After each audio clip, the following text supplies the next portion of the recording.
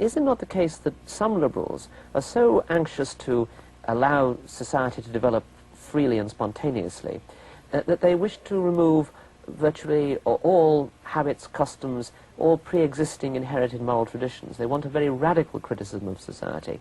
Now, you yourself wouldn't go along with that, I think it's fair to say. Well, I don't know whether I wouldn't. I think it needs much more careful definition. Our basic problem is that we have three levels, I would say, of moral beliefs. We have, in the first instance, our intuitive moral feelings, which are adapted to the small person-to-person society, where we act for people whom we know and are served by people whom we know.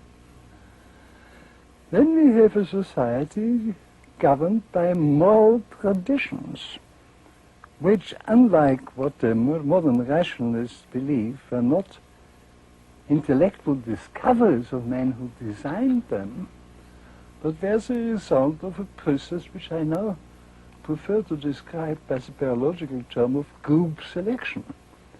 Those groups who had quite accidentally developed favorable habits, such as the tradition of private property and the family, who did succeed, but who never understood this. So we owe our present extended order of human cooperation very largely to a moral tradition which the intellectual does not approve of because it has never been intellectually designed. And it has to compete with a third level of moral beliefs, the morals which the intellectuals design in the hope that they can better satisfy man's instincts than the traditional rules do.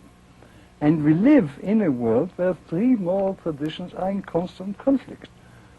The innate ones, the traditional ones, and the intellectually designed ones. And ultimately, all our political conflicts of this time can be reduced as affected by a conflict between three moral traditions of a different nature, not only of different content, one being innate and spontaneous, the other traditions we have learned, and the third, imagined designs of our intellect. I think it can explain the whole of the social conflicts of the last 200 years by the conflict of the three moral traditions. Now, I'd like to approach the question of the future society from a different standpoint. One of the principal criticisms that one gets of a liberal individualist society is that it is selfish, that it's not an altruistic society, whereas socialism, whatever flaws it has in terms of efficiency, is a society in which we all look after the weakest, the sick, the old, and so on. Now, what role do you see for altruism in a liberal individualist society? The altruism is an instinct we've inherited from the small society where we know for whom we work, whom we serve.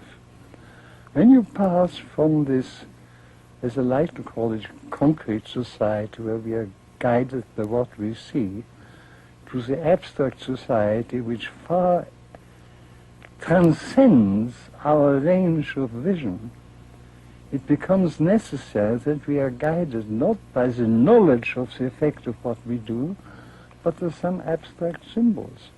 Now, this only symbol which tells us where we can make the best contribution is profit. And in fact, by pursuing profit, we are as altruistic as we can possibly be, because we extend our concern to people who are beyond our range of personal conception. This is a condition which makes it possible even to produce what I call an extended order, an order which is not determined by our aim, by our knowing what are the most urgent needs, but by an impersonal mechanism who, by a system of communication, puts a label on certain things which is wholly impersonal. The traditional law, which is not altruistic, which emphasizes private property, and the instinctive moral, which is altruistic, come in constant conflict. an extended abstract society where most people serve the needs of others whom they do not know, whose existence they are not even aware, was only made possible by the abandonment of altruism and solidarity as the main guiding factors, which I admit are still the factors dominating our instincts.